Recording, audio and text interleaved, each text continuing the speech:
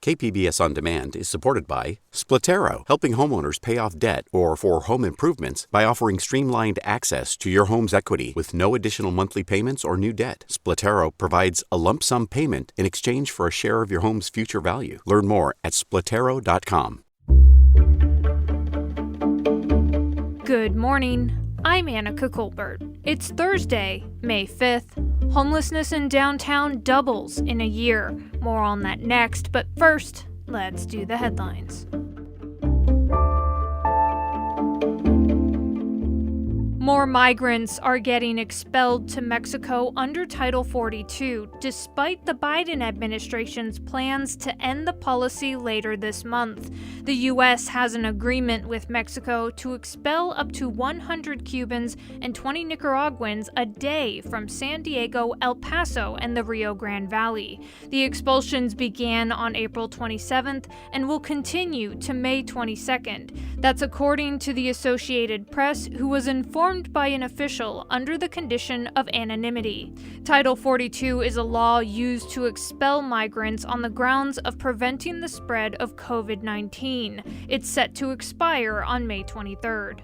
A man convicted of fatally shooting a San Diego police officer in 1978 could be released from prison in the near future. A judge has granted his petition that challenged Governor Gavin Newsom's reversal of his parole.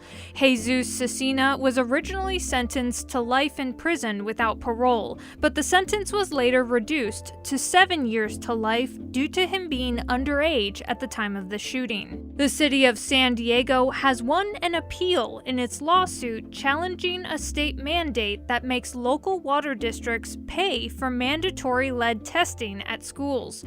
The city attorney's office made the announcement on Wednesday. The ruling issued last Friday found that either the state's Commission on State Mandates must reimburse San Diego for water testing, or San Diego can impose fees and charges to cover testing costs.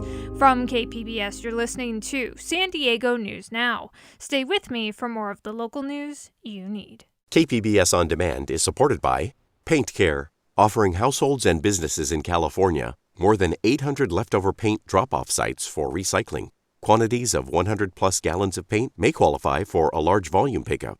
Learn more at paintcare.org.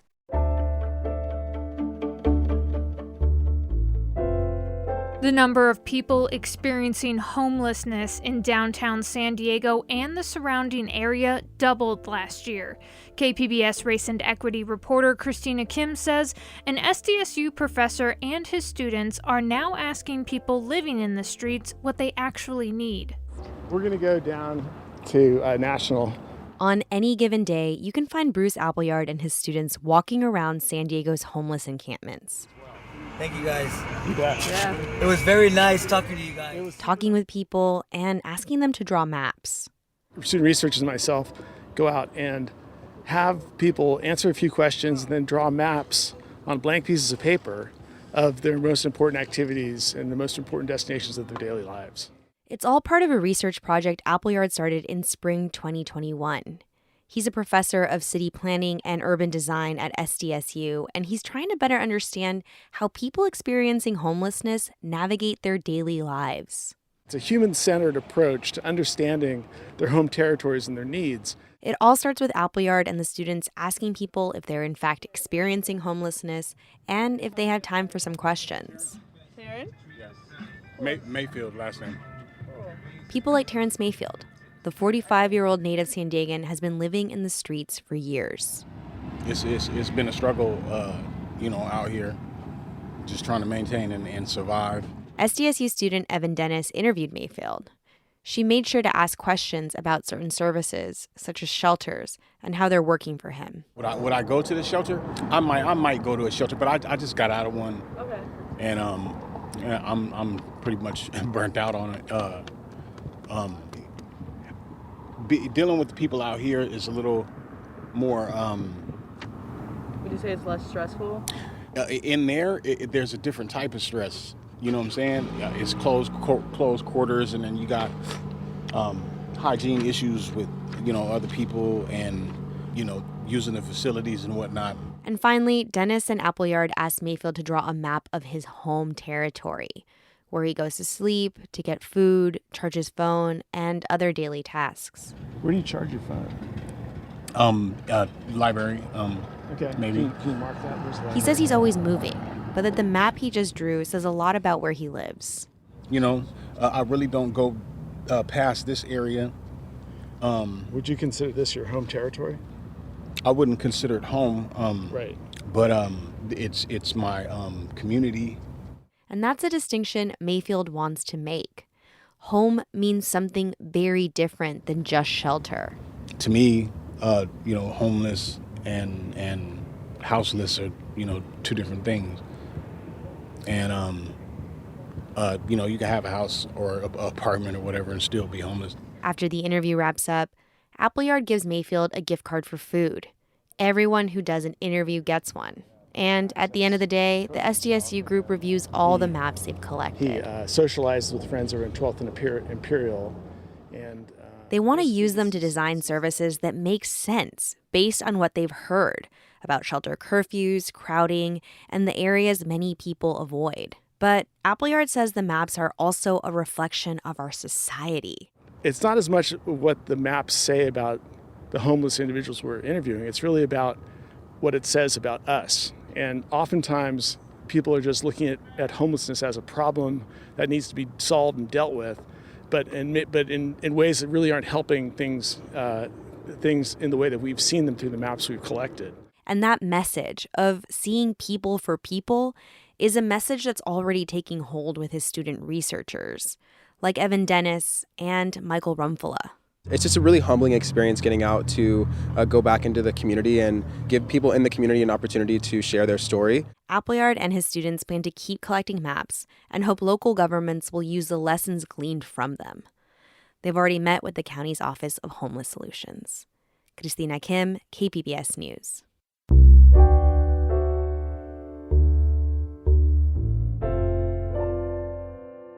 Following the leak of the draft U.S. Supreme Court opinion that would reverse Roe v. Wade, San Diego abortion clinics are preparing for what could be coming. KPBS health reporter Matt Hoffman explains. Looking at the makeup of the court, we've been preparing for several very bad outcomes, this being the worst. Dr. Antoinette Marengo is the chief medical officer for Planned Parenthood of the Pacific Southwest, which covers San Diego, Imperial, and Riverside counties. She says even before this, up to 50% of patients seen at their Imperial clinic were from out of state or out of country. So either crossing the border from Mexico or coming from Arizona. With up to 26 states poised to ban or severely restrict abortion if Roe is overturned, Planned Parenthood is expecting a wave of new patients. We're going to see a dramatic increase. There's just no crystal ball. It's hard to predict what percent increase, but we are preparing and have been preparing for some time. A final decision on Roe could come as early as next month. Matt Hoffman, KPBS News. San Diego County is using new high-tech tests that'll allow officials to test ocean water and find out if it's safe for swimming all in one day. KPBS environment reporter Eric Anderson has more. San Diego County Supervisor Nora Vargas says the county is the first local government to get EPA approval to use the new sophisticated tests. The county has been trying them out for years.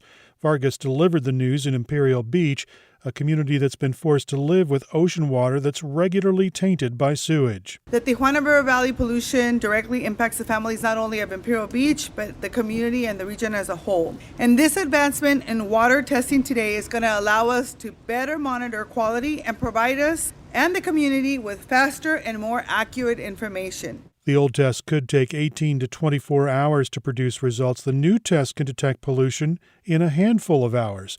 That could bring down pollution warning signs faster because officials won't have to wait for test results. Eric Anderson, KPBS News.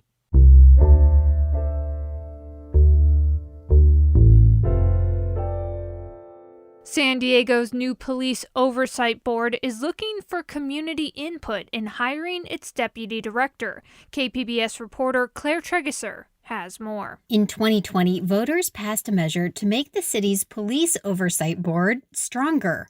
One of the ways the measure did that is by giving the board a budget for paid staff. One of those jobs is a deputy director who will also be in charge of reaching out to the community. Right now, that job is done by a volunteer, Patrick Anderson. One of the things that the community really wanted to make sure happened with the hiring of these staff positions is that they would have direct, concrete, real input into the positions themselves and the hiring of people to fill those positions. He's asking community groups to nominate people to be on this advisory hiring board by emailing him at patricka@sandiego.gov. And that was KPBS's Claire Tregeser. The Commission on Police Practices will choose who's on the hiring committee at an open meeting today at 3:30. Coming up, using Fitbits to collect data and combat structural racism impacting Black moms and babies. We'll have more on a study called Power Mom next, just after the break.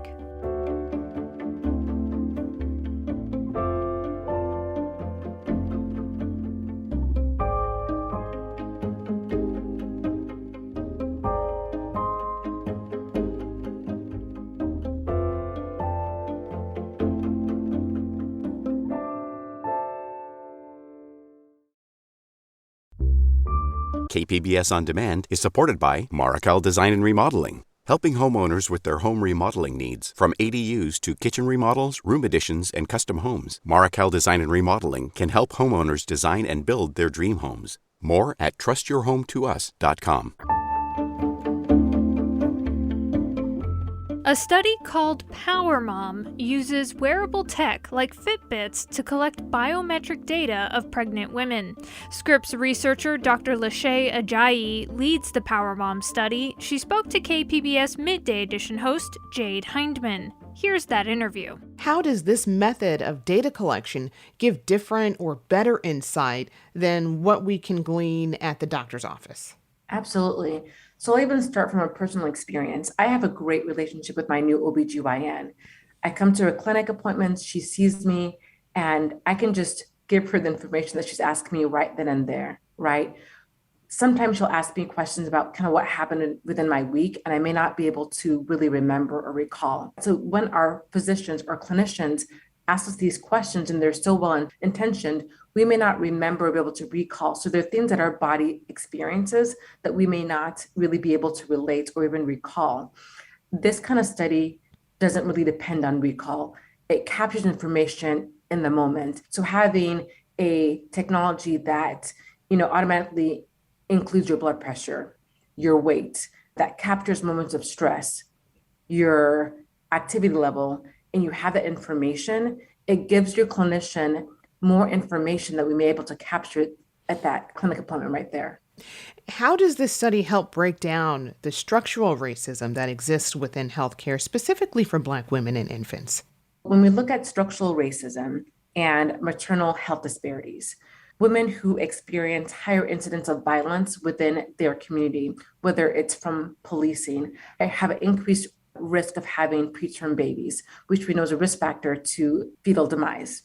So being able to collect a study where we ask questions about neighborhood cohesion, neighborhood safety, access to a park within your community, so you have a place that's safe for you to do the exercise that your doctors, your nurse practitioners, your midwives recommend that you do, having that information while also collecting biometric information about your activity level, your levels of stress, your heart rate, those kind of information laid on top of each other allows us to see how does policies such as redlining, how does housing segregation, how does neighborhood safety, areas that are policed more frequently, also healthcare deserts, how often, how far do you have to go to get healthcare? Are you able to access it within your own home? Do you have to take public transportation? What happens to you while you're taking that public transportation on your way to your clinician visit? And does that lead to having increased blood pressure when you see your physician? So having this information, collecting this data helps us really dismantle and actually get empiric data that points us to what aspects of structural racism impacts these health outcomes that we see within our patient population.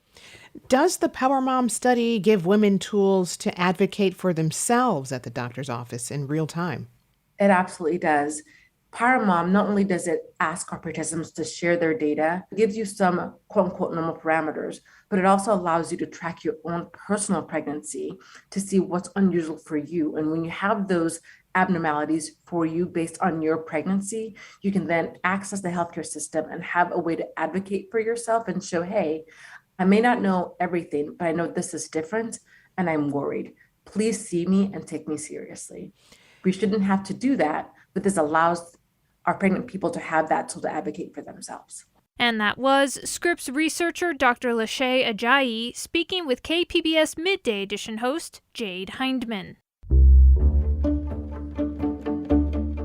And that's it for the podcast today. As always, you can find more San Diego news online at kpbs.org. I'm Annika Colbert. Thanks for listening and have a great day.